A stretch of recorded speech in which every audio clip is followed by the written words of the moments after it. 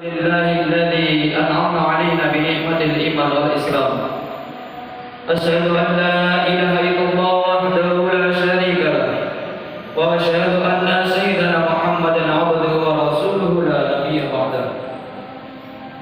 أشهد أن لا إله إلا الله وحده لا شريك له، وأشهد أن سيدنا محمدا عبده ورسوله لا نبي بعده. اللهم صل وسلم وبارك وترحم على هذا النبي الكريم وعلى آله وأصحابه ومن تبعه بإحسان إلى يوم الدين. أما بعد، فيا أيها الحاضرون، أوصيكم وإياي بتقوى الله وطاعته لعلكم ترحمون. قال الله تعالى في القرآن العظيم: أعوذ بالله من الشيطان الرجيم. يا أيها الذين آمنوا اتقوا الله حق تقاته ولا تموتن إلا وأنتم مسلمون. Hadirin jamaah sidang salat Jumat rahimakumullah. Mari kita senantiasa bersyukur kepada Allah Subhanahu wa taala. Allah masih memberikan kekuatan kepada badan ini. Allah masih memberikan kelembutan pada hati ini, sehingga kita mau dan patuh tunduk kepada perintah Allah, melaksanakan apa yang diperintahkannya. Salah satunya yakni melaksanakan ibadah salat Jumat di siang hari ini. Mudah-mudahan langkah kita dari rumah menuju masjid ini Allah ampuni dosa-dosa kita. Duduk sujud kita, zikir kita, Allah angkat derajat kita di sisi Allah. Dan mudah-mudahan salat Jumat ini ada perubahan baik tingkah laku maupun ibadah kita, yang merupakan tanda meningkatnya iman dan takwa kita kepada Allah Subhanahu wa taala. Hadirin jamaah sidang salat Jumat rahimakumullah. Allah mengingatkan kepada kita.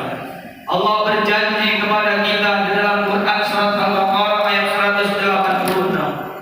Allah berfirman, "A'udzu billahi minasyaitonir rajim. Wa idza sa'alaka ibadi anni fa inni qarib. Ujibu da'watad da'i idza da'ani. Falyastajibu li wal yu'minu bi la'allahum yarshudun."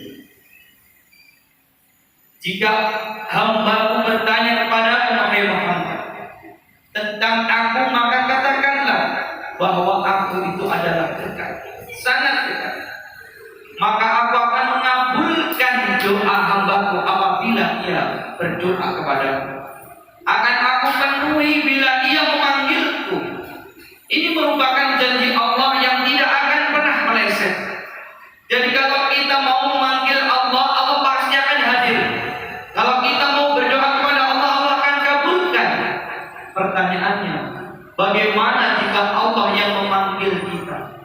Sudahkah kita respon panggilan-panggilan Allah? Ternyata kaum muslimin rahimahullah, Allah memiliki panggilan kepada kita hambanya, bukan dalam rangka menyiksa hambanya, tapi dalam rangka sayang, dalam rangka Allah ingin hambanya dekat dengan Tuhannya. Di antaranya yang pertama, Allah memiliki panggilan kepada hambanya melalui seorang muadzin, yakni ibadah salat 5 waktu. Ini merupakan panggilan Allah yang merupakan bentuk sayangnya kepada hambanya. Tetapi di antara kita, di antara saudara-saudara ini, terkadang jarang meresponnya dengan baik. Ada yang memang dilupakan oleh Allah Subhanahu wa taala. Mau sholat ternyata ketiduran. Itu merupakan lupa yang dilupakan oleh Allah. Ada pula yang dengan sengaja dilupakan oleh syaitan. Ketika ia mendengar azan, ia justru telak dalam tidurnya karena mungkin tidak berdoa, sehingga telinganya, mulutnya dikencingi oleh syaitan.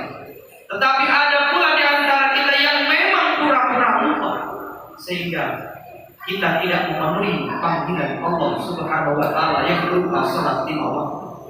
Sehingga patut mari kita renungkan perkataan atau peringatan dari Nabi Musa alaihissalam.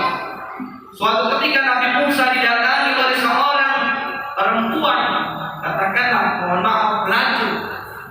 Ia ingin bertobat, kemudian dia mengatakan kepada Nabi Musa, wahai Nabi Musa, aku sudah berzina dengan seorang laki-laki. Kemudian aku memiliki seorang anak, dan anak itu kubunuh dengan mencekiknya. Bagaimana dosa-dosaku? Nabi Musa tidak mau menoleh. Dengan marah ia palingkan mukanya dari wanita itu. Kemudian dia tinggalkan wanita tersebut. Malaikat Jibril alaihissalam turun memberikan peringatan kepada Nabi Musa. Kenapa Nabi Musa kau tinggalkan wanita yang tidak bertobat? Padahal ada dosa yang lebih besar dibandingkan dosa zinanya dan membunuh anaknya. Kemudian Nabi Musa balik dan bertanya kepada malaikat Jibril, apa itu malaikat Jibril?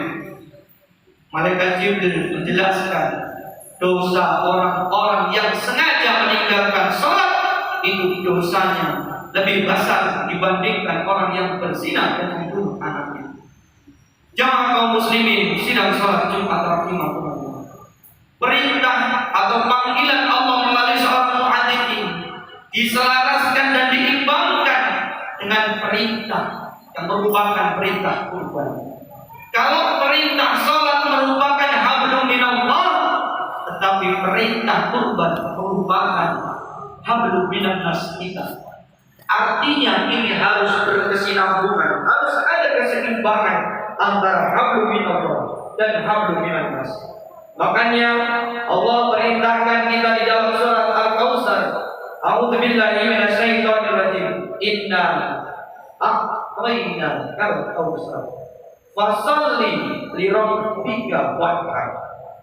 Sesungguhnya kami, kata Allah, telah memberimu nikmat yang banyak, maka Allah meminta kita sholatlah untuk Tuhan dan berkorbanlah. Maka pantaslah ketika Nabi Muhammad SAW memberikan peringatan kepada kita bahwa kalau kita sudah diberi kemampuan, kita tidak mau berkorban, maka kata Rasulullah, jangan sekali-kali dekati tempat sholat. Ada kesinambungan antara sholat dan berkorban. Kalau sholat kita sudah sempurna, maka tunaikanlah kurban yang sebentar lagi kita peringati. Jamaah kaum muslimin sidang sholat Jumat rahimahumullah. Panggilan Allah yang kedua adalah yang saat ini sudah mulai ditunaikan oleh sebagian umat Islam, yakni umrah dan haji. Memang di garis bawah perintah itu hanya bagi mereka yang mampu, tetapi fenomena saat ini yang terjadi adalah bukan bagi mereka yang mampu, tetapi mereka yang memiliki kemauan yang kuat dan itikat yang kuat demi menyambut panggilan Allah Subhanahu wa Ta'ala. Maka pantaslah orang yang umrah dan haji mereka mengatakan labbaik Allahumma labbaik. Kami penuhi panggilan-Mu ya Allah. Karena ibadah umrah dan haji merupakan ibadah yang diwajibkan oleh Allah Subhanahu wa Ta'ala. Benar bagi orang-orang yang mampu, tetapi jalannya sangatlah banyak bagi kita semuanya. Yang kalau kita mau merespon panggilan Allah, ada di antara kita ini bisa umrah dan haji karena memang nasabnya orang-orang kaya atau nasabnya pejabat, sehingga mereka bisa berangkat haji umrah kapan saja. Ada di antara kita yang bisa menunaikan umrah dan haji karena nasib, tak sengaja kita mengikuti undian berhadiah jalan sehat misalnya, kemudian kita ditakdirkan oleh Allah untuk menunaikan umrah atau haji. Pendek kata, panggilan Allah bukan hanya bagi orang-orang yang berduit saja, tapi panggilan Allah dikehendaki bagi siapa saja yang Allah kehendaki baginya. Maka pantas ibadah ini bukan hanya bagi orang-orang yang memiliki kecukupan harta, tetapi mereka-mereka yang ditakdirkan oleh Allah menjadi tamu-tamu Allah Subhanahu wa ta'ala. Jalan yang terakhir adalah dengan nisab, mengumpulkan sedikit demi sedikit, maka kita akan bisa menjadi tamu-tamu Allah Subhanahu wa ta'ala. Barangkali yang ketiga ini yang patut kita lakukan, yang wajib kita lakukan, yang merupakan niat dan itikad kita untuk memenuhi panggilan Allah. Yang kedua, yang merupakan umroh dan haji. Jamaah kaum muslimin sidang salat Jumat rahimakumullah. Yang terakhir, panggilan Allah melalui malaikat Israfil. Panggilan ini sudah pasti akan menghampiri kita semuanya. Entah kapan kita tidak tahu. Bahkan Allah menegaskan di dalam Quran surat Al-Jumu'ah ayat 9. Innal mautal ladzi tafirruna minhu fa innahu mulaqikum. Al-ayat. Sesungguhnya kematian yang engkau takut daripadanya, maka kematian itu pasti akan menemui kita semuanya. Mudah-mudahan sebelum kita menemui panggilan Allah melalui malaikat Israfil, kita sudah tuntas dan sempurna memenuhi panggilan Allah yang berupa salat 5 waktu. Sudah kita tunaikan berkurban kita, sudah paripurna ibadah umroh dan haji kita, sehingga kita akan dipanggil oleh Allah melalui malaikat Israfil ini dalam keadaan husnul khatimah. Amin amin ya rabbal alamin. A'udzu billahi minasy syaithanir rajim. Bismillahirrahmanirrahim. Wal 'asri innal insana lafi khusrin illa alladziina aamanu wa 'amilus shalihati wa tawashaw bil haqq wa tawashaw bis sabr. Barakallahu li wa lakum fil Qur'anil 'azim wa nafa'ani bima fihi minal ayati wa dzikril hakim. Taqabbalallahu minna wa minkum tilawatahu innahu wal ghafurur rahim.